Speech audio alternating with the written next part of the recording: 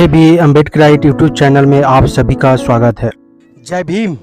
आज हम इस वीडियो में बताएंगे कि आरक्षण आरक्षण चिल्लाने वाले अपर कास्ट और मनुवादियों किसको कितना आरक्षण मिल रहा है और किसके आरक्षण को कौन खा रहा है, किसका हक अधिकार कौन खा रहा है। आपसे अपील है, पूरी जानकारी के लिए वीडियो में अंत तक जरूर बने रहिएगा। तो चलिए ज्यादा समय न गंवाते हुए वीडियो को शुरू करते हैं। बिना आरक्षण के ब्राह्मणों का कहर देखिए, जरा इस वीडियो को देखिए और समझिए। नंबर 1, राष्ट्रपति सचिवालय कुल पद 49 है, जिसमें ब्राह्मण 45 है यानी 45 है, SC ST 4, OBC 0 है। नंबर 2, उपराष्ट्रपति सचिवालय कुल पद 7 है, जिसमें 7 के 7 पदों पर ब्राह्मण विराजमान है, SC ST 0 है, OBC भी 0 है। नंबर 3, मंत्रियों के कैबिनेट सचिव कुल पद 20 है, जिसमें 19 ब्राह्मण है, SC ST 1, OBC 0 है। नंबर 4, प्रधानमंत्री कार्यालय कुल पद 35 है, जिसमें 33 ब्राह्मण है, SC ST 2, OBC 0। नंबर 5, कृषि एवं सिंचन विभाग कुल पद 274 है, जिसमें 259 ब्राह्मण है, SC ST 15 है, OBC 0 है। नंबर 6, रक्षा मंत्रालय कुल पद है 1379, जिसमें 1331 ब्राह्मण विराजमान है, SC ST 48 है, OBC 0 है। नंबर 7, समाज कल्याण एवं हेल्थ मंत्रालय कुल पद 209, जिसमें 192 ब्राह्मण, SC ST 17, OBC 0 है। नंबर 8, वित्त मंत्रालय कुल पद है 1008, जिसमें 942 ब्राह्मण है, SC ST 66 जन है, OBC 0 है।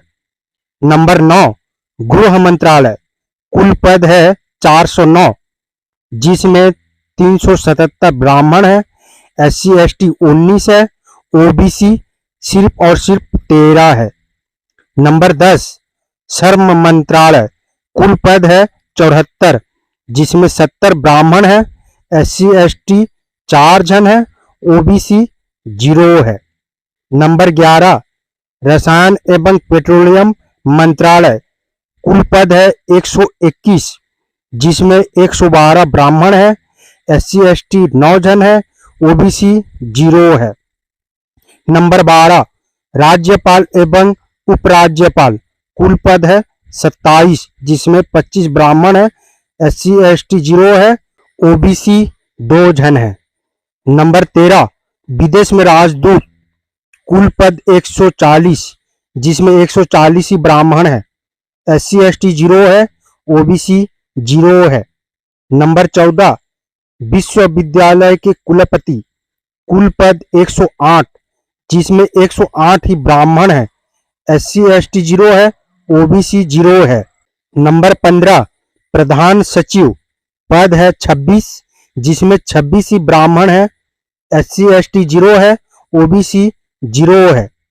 नंबर 16, हाईकोर्ट के न्यायाधीश कुल पद 330 है, जिसमें 326 ब्राह्मण है, SC ST 4 है, OBC 0 है।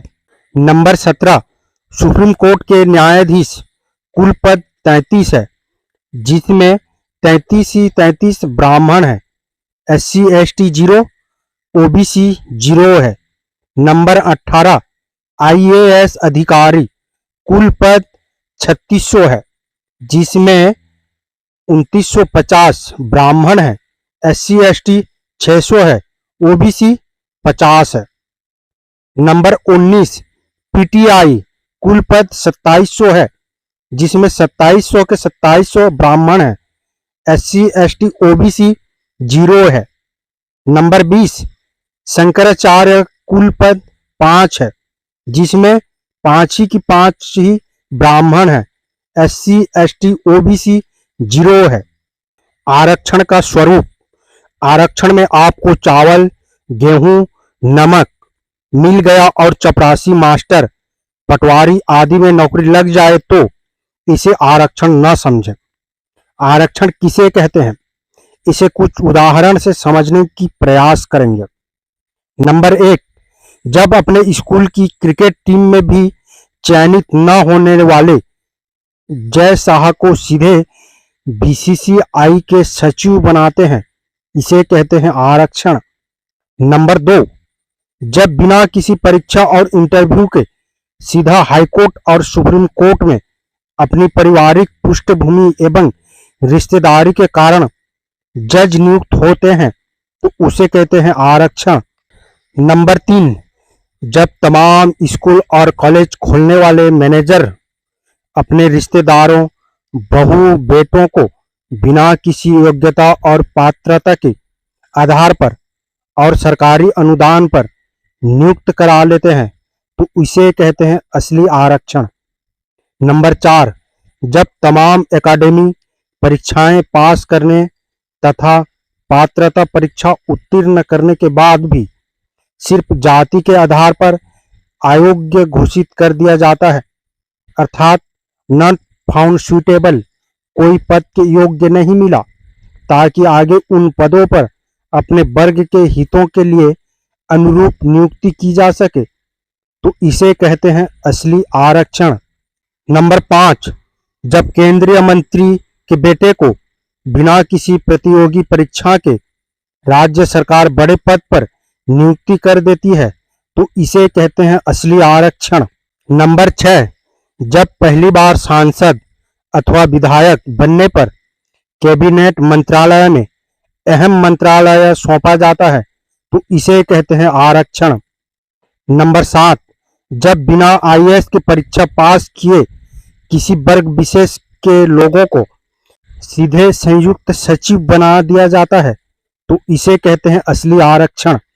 नंबर 8, जब लॉकडाउन में भी मुख्यमंत्री, पूर्व प्रधानमंत्री मंदिरों में जाते हैं या विवाह पार्टी अटेंड करते हैं, जबकि दूसरी तरफ मरीजों और मजदूरों को सड़क पर मुर्गा बनाकर पीटा जाता है तो इसे विशेष अधिकार को कहते हैं असली आरक्षण।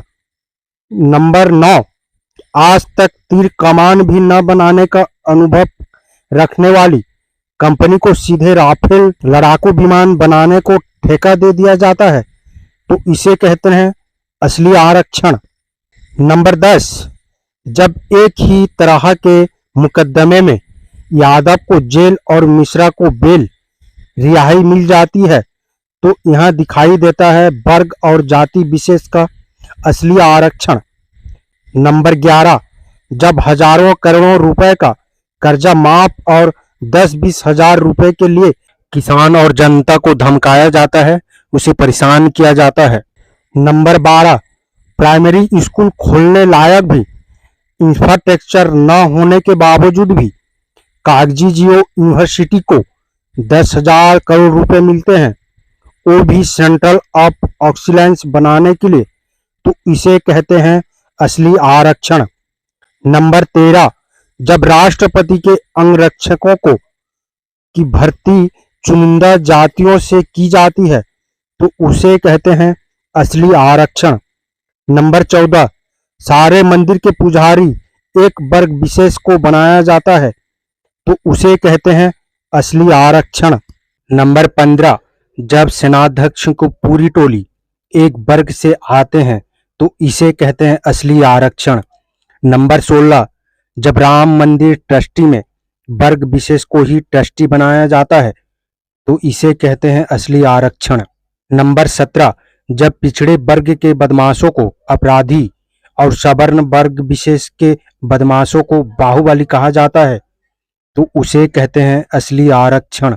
जिसको भारत में आरक्षण नजर आता है वो सिर्फ प्रतिनिधित्व है, जो सभी यूरोपीय, अमेरिकी, अफ्रीकी और जापान आदि देशों में भी अपनाया गया है।